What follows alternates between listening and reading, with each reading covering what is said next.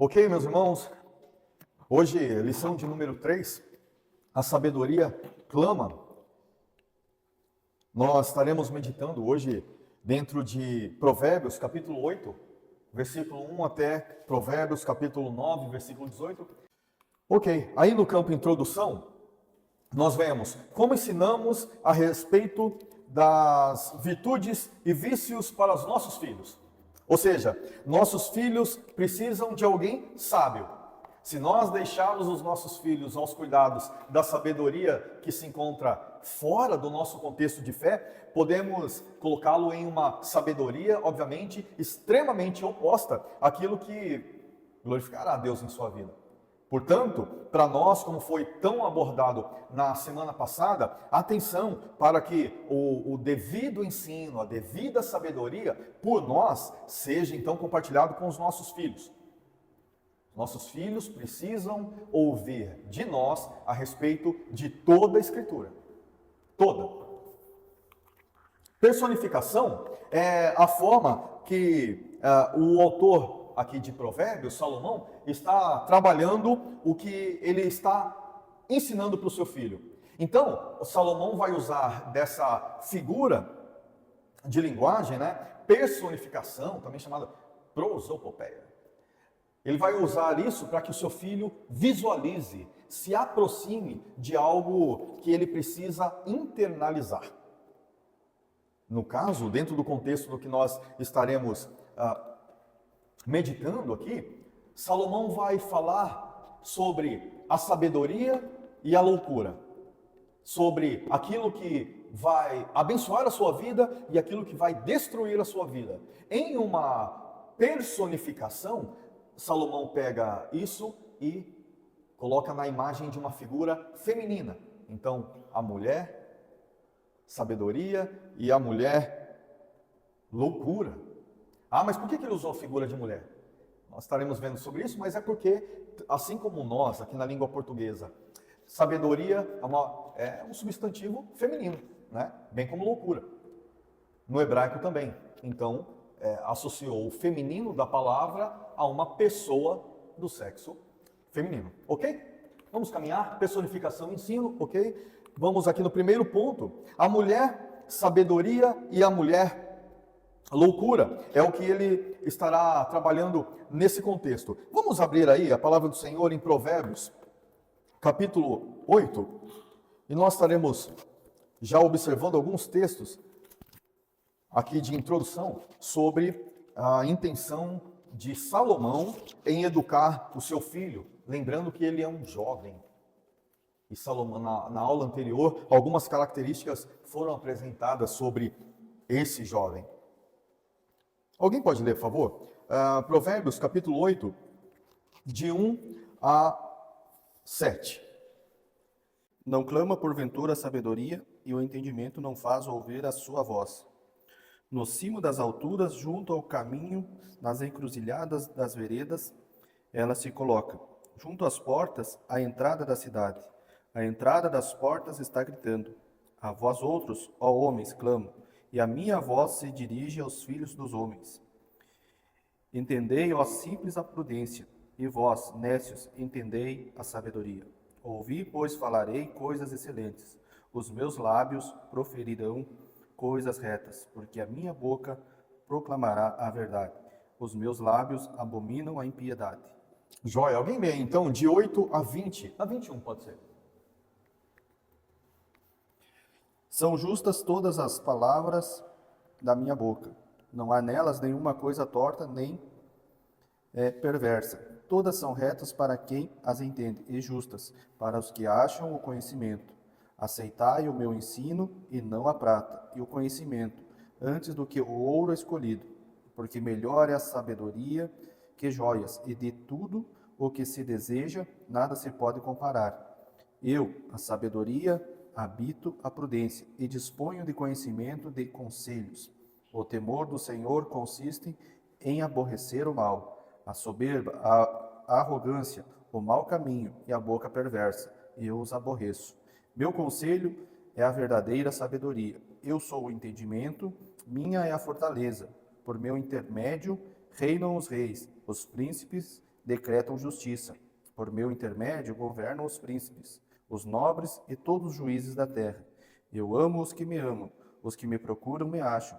Riquezas e honra estão comigo. Bens duráveis e justiça.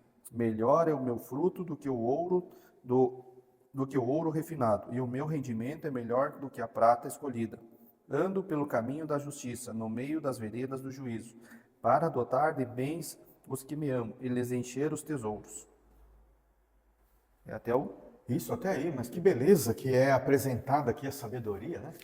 Salomão, nessa linguagem aqui de sabedoria e poesia, coloca a sabedoria como algo tão desejável, tão bonito. O seu filho, o seu jovem, tem que visualizar tudo aquilo que ele está apresentando em relação à sabedoria e desejá-la.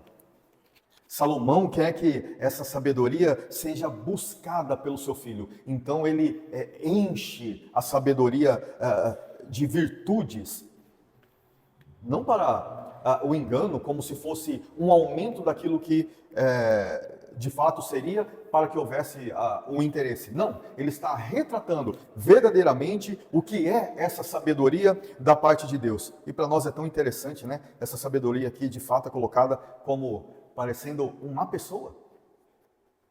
E esse jovem, filho de Salomão, e esse jovem, nós que estamos aqui, precisamos olhar para um texto como esse e falar assim, como é bela a sabedoria, como os seus frutos são excelentes. Vou buscar isso aqui. Vou aplicar isso na minha vida. Não vou abandonar isso aqui por nada. Então, dentro do ponto número 2 aqui, pode voltar lá, Elifas, por favor? Aí eu vou trabalhar todos esses pontos agora. A mulher sabedoria aparece, então, em Provérbios, capítulo 1, versículo 20, mas também no versículo 33. Salomão, lá na introdução do seu longo texto sobre sabedoria, apresentou que isso era de fato muito importante. Seu filho ter atenção. Provérbios 1, 20 e 8, 1, a sabedoria então está clamando para ser ouvida. Ela não é somente bela, poderosa, influente, valiosíssima, mas ela também é interessada em que o povo do Senhor lhe conheça. Ela não é escondida. Ela clama, ela está à procura de pessoas que a valorizem.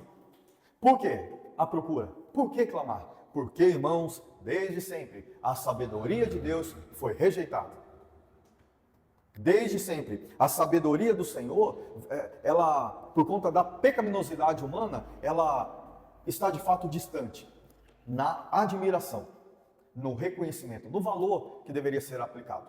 Então, aqui essa sabedoria personificada está clamando, está chamando para que lhe deem atenção.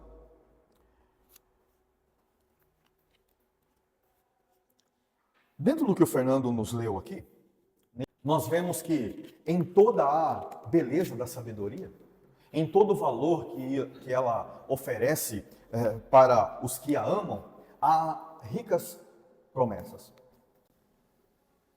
Por isso, o jovem precisaria aplicar grande atenção à sabedoria que lhe era compartilhada ali. Primeiro, como já vimos, não é algo meramente humano, é divino.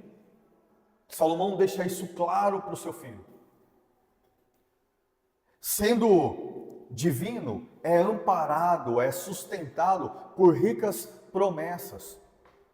Daí para nós a necessidade de que alguém que verdadeiramente crê em Deus caminhe nessas ricas promessas. Não viva de qualquer forma. Quem afirma crer em Deus, mas não vive atento ao que de Deus procede, a sua palavra, os seus ensinamentos, não está atento a essas ricas promessas. Porque a vida desprovida de atenção àquilo que Deus orientou, tem tristes anúncios, tem tristes consequências. E isso, para nós, é necessário aplicar grande atenção. Vou repetir aqui o que está no versículo 12, por exemplo. Eu, a sabedoria, olha aquela personificada, né? Habito com a prudência e disponho de conhecimentos e de conselhos. Peraí, se dentro do contexto de sabedoria existem ricas promessas, então a forma de se viver em sabedoria é com prudência. Isso vai norteando esse jovem há menos tempo, esse jovem há mais tempo, sobre não viva de qualquer maneira. Tem algo de Deus que vai nortear a forma prudente de se viver, de se caminhar, para não viver tais consequências. Que, por exemplo, biblicamente, como foi trabalhado na semana passada, o jovem que está sendo ensinado, ele é um nécio, ele é frágil. Ele tem tendência de seguir as massas, de seguir aquilo que é volume, de ser facilmente influenciado. Joia. Ponto número 3. A mulher loucura. Então vamos fazer isso. Vamos ler já o que Salomão define como sendo a mulher loucura em Provérbios, capítulo 9, versículos 13 e 18. Está aqui na tela, se você quiser. A loucura é a mulher apaixonada, é ignorante e não sabe coisa alguma. Assenta-se à porta de sua casa nas alturas da cidade. Toma uma cadeira para dizer aos que passam e seguem direito o seu caminho. Quem é simples, volte-se para aqui, e aos faltos de senso diz: as águas roubadas são doces, e o pão comido às ocultas é agradável. Eles, porém, não sabem que ali estão os mortos, que os seus convidados estão nas profundezas do inferno. Puxa, dentro desse contexto de ensino de sabedoria, da parte de Salomão para o seu filho, o jovem, que precisa ser muito bem orientado, se apresenta o assunto inferno.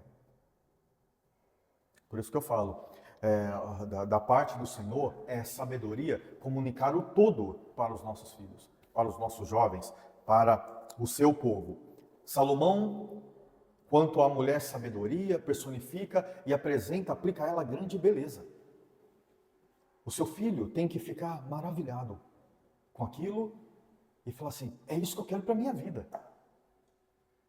É isso que eu quero desenvolver. Porque dentro do contexto desse filho de Salomão, ele tem um memorial. Davi, o lendário rei Davi, era o seu avô. Davi, o que fez com que o avô prosperasse de forma tão ampla? O que fez que ele, para Deus, realizasse tantas coisas? Dentro daquilo que nós entendemos como a soberania de Deus sobre ele, mas a maneira como Davi aplicou tudo isso foi com muito temor. E temor ao Senhor é o princípio da sabedoria. E que bom exemplo falar com o neto, com o filho, aquilo que aconteceu com o avô também. Porque o avô, infelizmente, se envolveu com a mulher loucura. Em meio a tanta sabedoria, a tanto temor ao Senhor, quando isso foi subvalorizado, houve então a atenção com essa sedução. A mulher loucura, de acordo com esses 5 versículos, que foram lidos, ela é sedutora. Isso, é claro, se dá com uma pessoa? Sim, se dá. Mas essa mulher loucura do texto aqui, ela é uma personificação. Essa linha de oposição à sabedoria de Deus não precisa ser uma pessoa sedutora. Pode ser, e muitas vezes uma forma de pensar. Pode ser um ensino. Pode ser uma ideologia. Ela está chamando para fora. Ela está chamando para novos experimentos que são, de fato, oposição àquilo que é tão valioso, quando Salomão apresentou a sabedoria como uma pessoa. Algo tão cheio de valor, e ainda mais, na sabedoria, tantas promessas. Na mulher loucura, não há. Não encontramos essas ricas promessas. Na mulher loucura, nós encontramos os anúncios de, obviamente, consequências. Né? De tempos em tempos, nós vemos que os escândalos aparecem, e é em razão disso. Quando essa mulher loucura ganha atenção, quando ela vai sendo valorizada, quando ela vai sendo amada, desejada, e assim como a sabedoria, a mulher sabedoria clama por atenção para que seja ouvida, essa aqui, ela está também sendo buscada por muitos. Porque ela, dentro desse contexto do que foi lido, olha que palavra maligna no versículo 17. As águas roubadas são doces, e o pão comido às ocultas é agradável. Demoníacos. Tem uma cara de serpente lá no Éden, não é verdade? Que coisa horrorosa. Para nós, a grande atenção sobre esse convite que acontece aqui. Ambas convidam o jovem para a sua casa. Muito cuidado com os convites. Muito cuidado com os convites. Muito cuidado, meus irmãos, jovens e jovens há mais tempo, com a casa de alguém lá no Instagram, no Face, no YouTube, em um site. Muito cuidado. Os convites, eu estou trazendo para a nossa realidade, contextualização do assunto, né? Nos nossos dias, os convites estão aí, a enxurrada, diariamente. Vamos chamar uma página, a igreja tem uma página no Instagram, no Facebook e tem um canal no YouTube, é a nossa casa ali. E nós chamamos as pessoas. Nós chamamos as pessoas para que estejam conhecendo aquilo que nós de Deus recebemos. Mas, e um segundo depois da página da IPB? E meio segundo depois ali do canal do YouTube? O que se encontra? Pode estar a mulher loucura ali também, chamando para algo, chamando para uma visita. Os convites estão aí. Os convites estão naquilo que é um falso evangelho. Os convites estão aí naquilo que é um falso meio de prosperidade financeira. Eu estou falando dos convites para os jogos, para as apostas, essa onda toda que tem. Os convites estão para a sexualidade ilícita. Está tudo tão exposto. Os convites estão aí. O jovem precisa estar firmado, muito bem firmado naquilo que de Deus procede. Um outro ponto, a mulher sabedoria oferece bênçãos e a mulher loucura, prazeres ilícitos é a consequência que nós veremos. De fato, tudo isso tem harmonia com a voz da serpente. E a voz da serpente, lá atrás, quem pode comentar aí? O que foi a voz da serpente? Não foi uma deturpação do que Deus disse? Simples assim. Sedutora. A serpente pegou a fala de Deus, deu uma deturpada para ficar favorável àquilo que a mulher tinha por valor. A mulher e o homem. Valor, puxa, que fruta bonita. Ela era agradável aos olhos, não era isso? Era algo muito bonito, aquela fruta, seja lá o que era, que fruto era. Atraente, aquilo era bonito, mas tinha algo que estava além do que se via e que deveria ser profundamente valorizado. O que era? A palavra de Deus, o não. Deus disse não. Deus disse não. Deus disse não. E quando Deus diz não, acabou a conversa. Não tem jeitinho para lidar com o não absoluto que Deus deu para algo. Se aplica a tudo na vida. Ninguém vai dar jeitinho em casamento por meio do ilícito. Ninguém vai dar jeitinho na vida financeira por meio do ilícito. Ninguém vai dar jeitinho no crescimento da igreja. Não pode ser, né? Não pode se pegar o caminho do desenvolvimento numérico expressivo de uma igreja a partir do ilícito. Tem um não da parte de Deus? O que glorifica a Deus é ficar com o não. Ponto.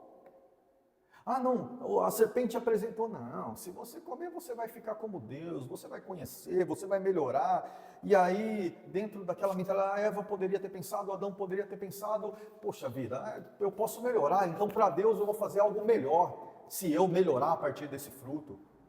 Estou ilustrando, tá? Não tem nada disso na Bíblia, que nós podemos aplicar nos nossos dias.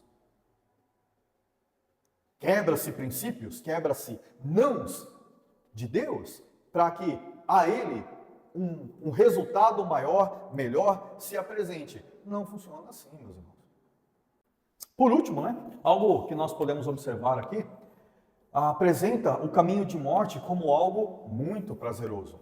Claro que não era a morte sendo apresentada como algo prazeroso, porque a serpente lá atrás disse, não é assim. Eu visualizo a serpente como alguém intelectual. Não é assim. Isso é uma forma de se dizer que na verdade não se cumpre, porque isso, porque aquilo, porque... E elabora um argumento muito bonito, porém trágico.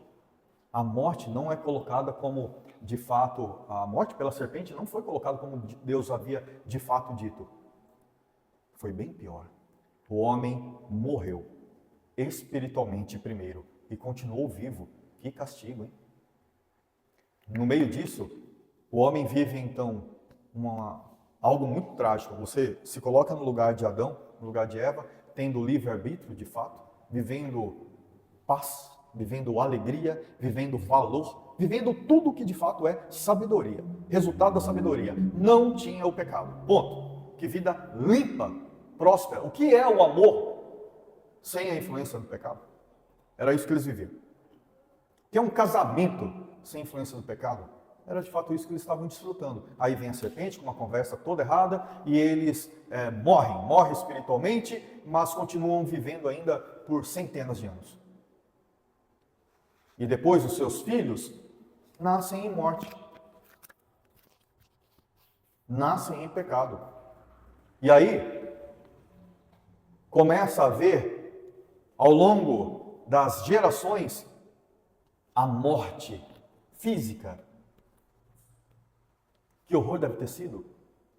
Que horror deve ter sido para Adão, Eva, talvez Caim, né?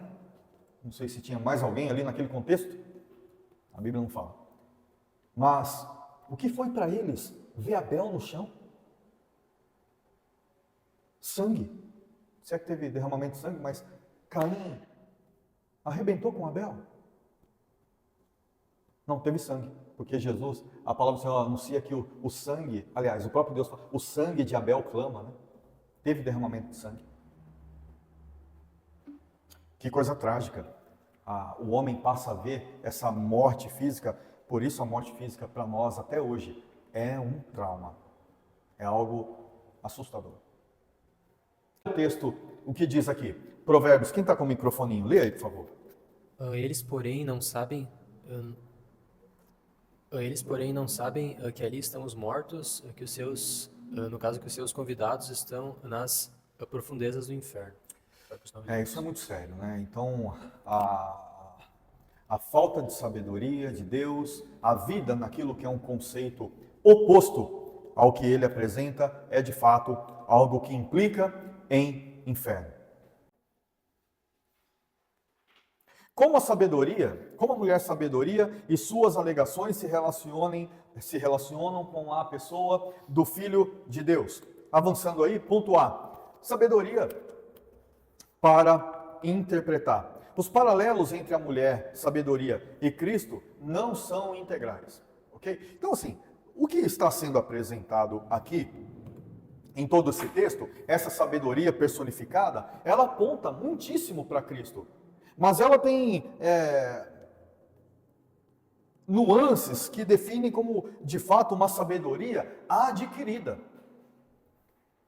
Uma sabedoria compartilhada. E de fato essa sabedoria aqui apresentada é de Salomão. Mas Salomão, em sua linguagem, vai, por exemplo, no capítulo 8, mostrando nessa personificação que eu, a sabedoria, ou ela, a sabedoria, estava lá no início da criação. Por meio dela as coisas foram realizadas. Ou seja, a sabedoria ganha aqui uma personificação de eternidade. Ela está alongada, ela é antes e ela é então para sempre. Isso de fato harmoniza com Jesus Cristo.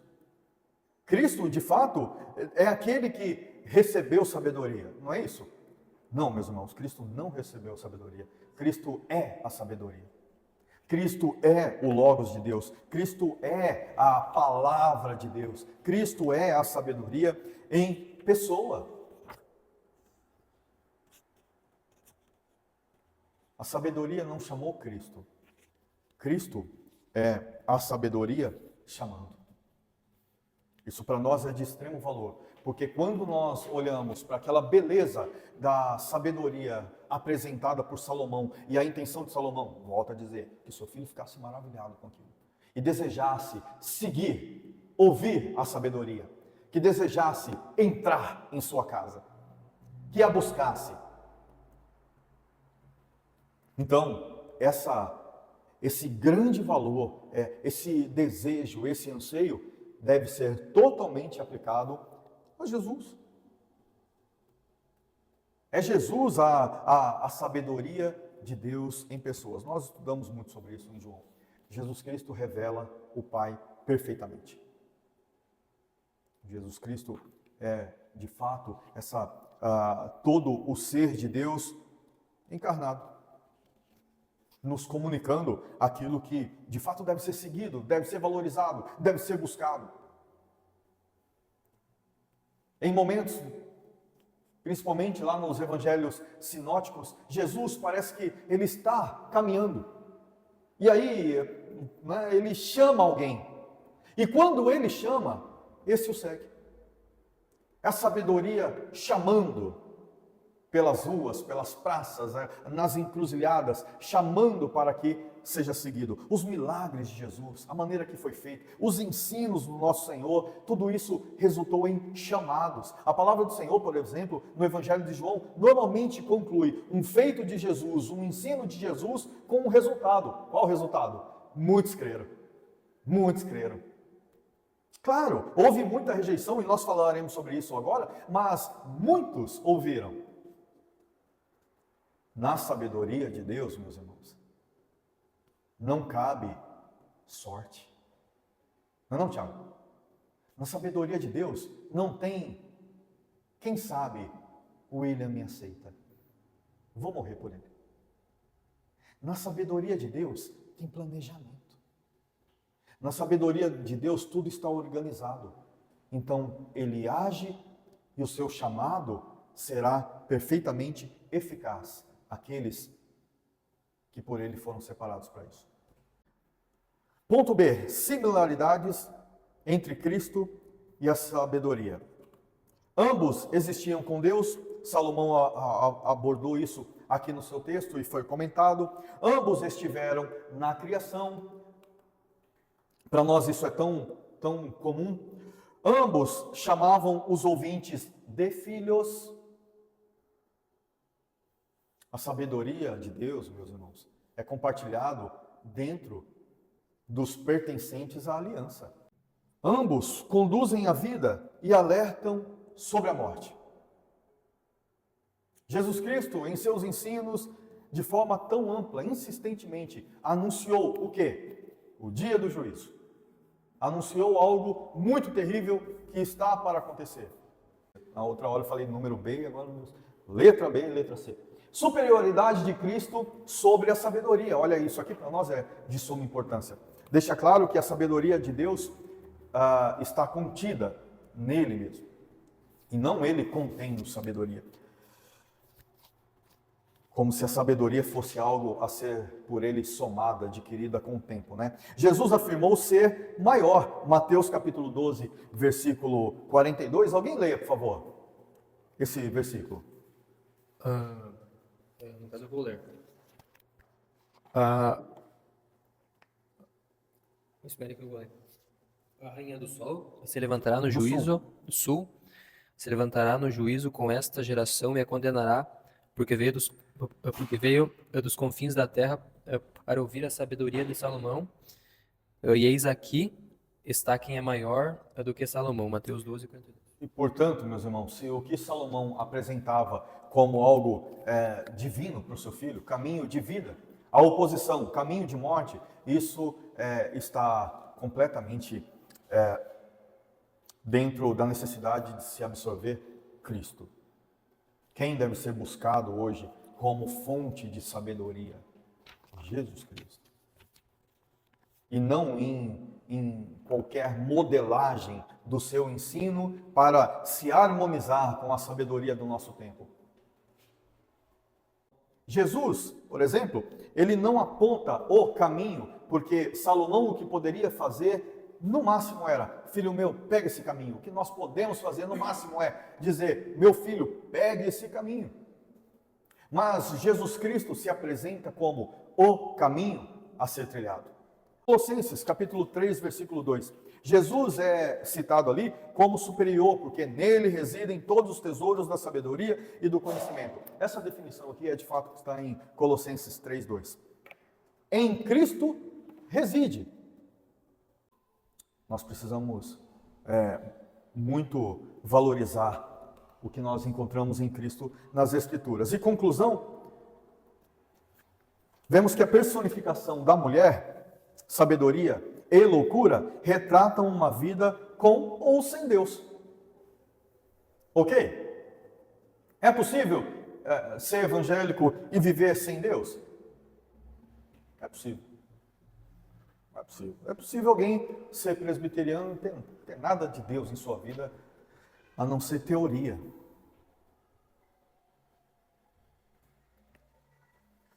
A sabedoria de Deus está acompanhada para nós, obviamente, do seu poder agindo em nós. O agir do Senhor em nossas vidas, gerando de fato um novo nascimento. Essa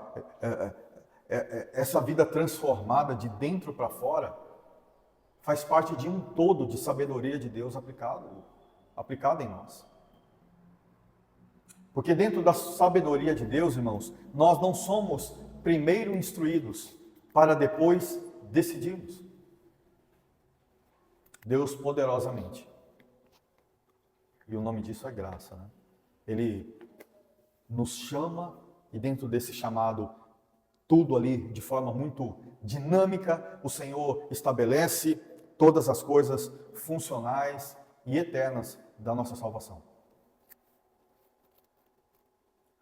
Então, quem vai amar essa sabedoria, quem vai valorizar essa sabedoria, são esses que Deus, de forma tão poderosa, os tirou de uma condição de morte e os colocou em uma condição de filhos. Os filhos de Deus desfrutam da sua vida eterna. A sabedoria precisa ser, então, buscada e ouvida. E, já caminhando em Cristo, podemos nos refugiar. É seguro. Em sua vida diária, procure discernir a sabedoria divina e as investidas da mulher loucura. Analise, no todo, onde há uma investida sedutora. Cuidado, em todos os sentidos da vida. E aí, volto a falar do valor do que nós temos aqui. Iniciar uma escola bíblica dominical, apresentando ao Senhor essa expectativa por essa sabedoria. Encontrar satisfação e até mesmo contrição ao cantarmos um hino tão antigo, porém tão abençoado na sua composição. Letra tão linda. Orarmos por algo que para nós hoje é um exemplo tão triste de queda, de um líder, de um referencial, como nós fizemos nessa manhã. E por meio de tudo isso, agora aplicarmos no contexto do ensino, onde está essa investida da mulher loucura? Está no celular, está na TV, está na empresa, está no bairro, está na cidade, ou está, como nós vemos, está no país. Um chamado constante a uma visita, a um acompanhamento, a um seguir aquilo que é lixo. Nós, de fato, nos refugiamos em Cristo e nos relacionamentos, nós nos auxiliaremos entre os que têm sabedoria de Cristo. Então, havendo qualquer investida aí, não fica sozinho não, ou sozinha, busque ajuda. Creia e busque Jesus. Nele tudo o que você precisa para caminhar nessa vida com Deus. Nele está tudo o que você precisa para caminhar nessa vida com Deus. Meus irmãos, em Jesus Cristo nós estamos amplamente supridos, tanto do seu ensino como também do seu poder. Cristo nos comunica a graça na oração, na meditação em sua palavra. Nós estamos completamente dependentes de Cristo e Ele, meus irmãos, tem muito interesse, a ponto de derramar o seu sangue em nosso favor.